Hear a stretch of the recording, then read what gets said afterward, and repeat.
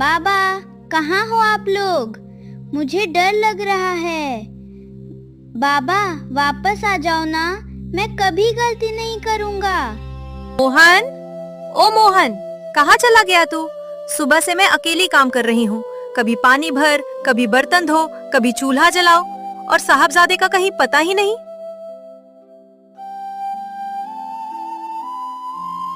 माँ, मैं पीछे वाले खेत से लकड़ियाँ लेने गया था।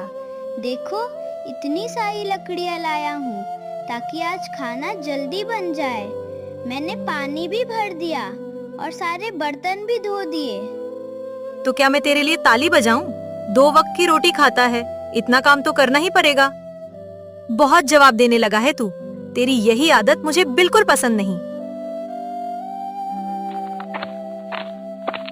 क्या हुआ कमला? सुबह सुबह फिर क्यों चिल्ला रही हो बच्चे पर?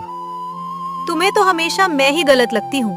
पूरा दिन इस लड़के के पीछे पागल हो जाऊं, तब भी किसी को मेरी तकलीफ दिखाई नहीं देती। मोहन, सच बता, तूने क्या किया? बाबा, मैंने सच में कुछ गलत नहीं किया। 10 साल का मोहन दुबला पतला मासूम और डरा हुआ बच्चा था, जिसने बहुत छोटी उम्र में प्यार से ज्यादा नफरत देखी थी। उसकी सौतेली माँ कमला उसे कभी अपना नहीं मानती थी। उसे लगता था कि मोहन इस घर का बोझ है। कमला, आधी रोटी बच्चे को दे दो, सुबह से काम कर रहा है। नहीं, हर समय इसे खिलाते रहोगे तो ये और बिगड़ जाएगा। नहीं बाबा, मुझे भूख नहीं है, आप खा लो। लेकिन बेटा। सच कह रहा हूँ बाबा, मुझे भूख नहीं।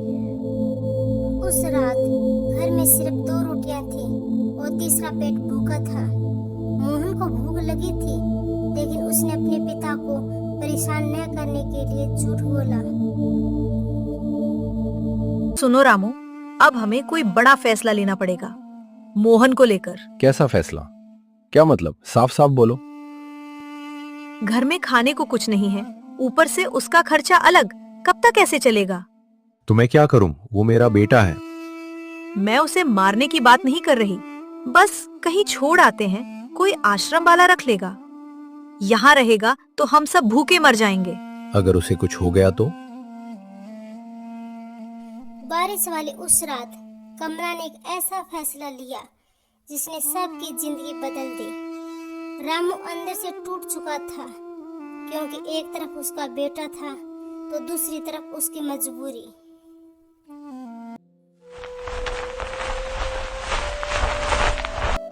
मोहन बेटा, जल्दी तैयार हो जाओ, आज तुम्हें मेले में घुमाने ले चलेंगे। सच माँ? मैं पहली बार मेला देखने जाऊंगा। हाँ, लेकिन अच्छे बच्चे ज्यादा सवाल नहीं पूछते। मैं बिल्कुल परेशान नहीं करूंगा। बाबा, मैं झूला भी झूलूंगा और मिठाई भी खाऊंगा। हाँ बेटा। अगली सुबह पहली बार कमला ने मोहन से प्यार से बात की और मासूम मोहन खुशी से झूम उठा। माँ, ये रास्ता इतना सुनसान क्यों है? मेला इसी रास्ते से पास पड़ता है। तुम यहाँ बैठो, मैं और तुम्हारे बाबा पानी लेकर आते हैं। मैं भी चलूं क्या? नहीं, जितना कहा जाए उतना करो। ठीक है माँ, मैं यहीं इंतजार करता हूँ।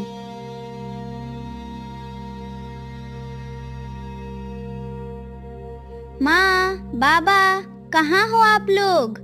मुझे डर लग रहा है। बाबा, वापस आ जाओ ना, मैं कभी गलती नहीं करूँगा।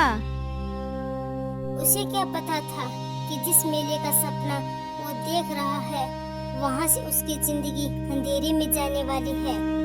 धीरे धीरे गांव खत्म हो गया और जंगल का सुनसान रास्ता शुरू हो गया। चारों तरफ पेड़ ऊंचे, अजीब आवाजें और डरावनी सन्नाटा। मोहन को जब डर लगने लगा, लेकिन उसे अपने माँ बाप पर पूरा भरोसा था।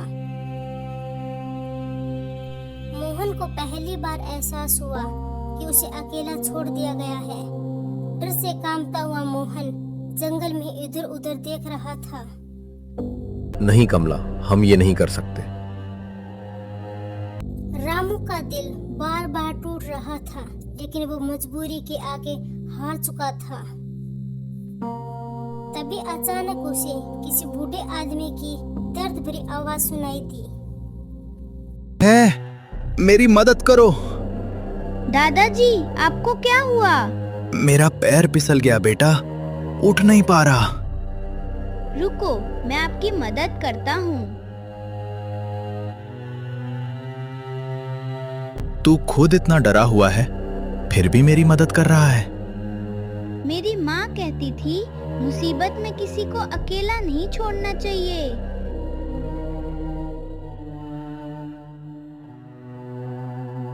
अगर ये बच्चा मुझे ना बचाता तो शायद मैं जिंदा नहीं बचता। बेटा, आज से तू अकेला नहीं है। सच? मैं आपके साथ रह सकता हूँ? हाँ बेटा। सेठ दयाराम मोहन की मासूमियत और अच्छे दिल से बहुत प्रभावित हो चुका था। उन्होंने उसे अपने घर ले जाने का फैसला किया। हाँ बेटा, आज से ये घर तुम्हारा भी है। पहली बार मोहन एक ऐसा घर देखा जहाँ डर नहीं था, नफरत नहीं थी। धीरे धीरे साल बीतते गए और वही छोटा सा मोहन अब रोज पढ़ने लिखने लगा था। लेकिन उसके दिल में एक दर्द हमेशा से जिंदा रहा। उधर गांव में रामू और कमला की जिंदगी भी बदल चुकी थी। रामू हर दिन अपने बेटे को याद कर कर रोता रहता था और कमला को अब अपनी गलती का एहसास हो चुका था। पूरा गांव हैरान था क्योंकि गाड़ी से उतरने वाला लड़का कोई और नहीं था बल्कि मोहन था।